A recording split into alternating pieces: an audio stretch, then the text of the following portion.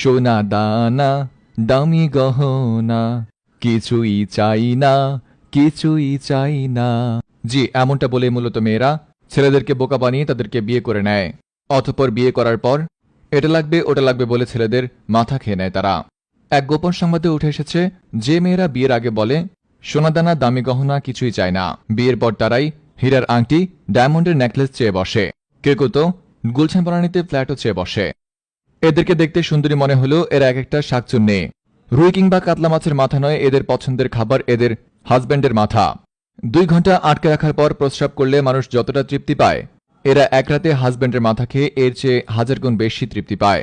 অথচ তারাই বিয়ের আগে বলতো সোনাদানা দামি গহনা কিছুই চায় না, কিছুই চায় না। বিস্তারিত দেখুন রিপোর্টার নির্যাতিত ইবনে পুরুষের রিপোর্টে। বোকাশোকা ছেলেদের চালাক মেয়েরা সোনাদানা দামি গহনা কিছুই চায় না, কিছুই চায় না বলে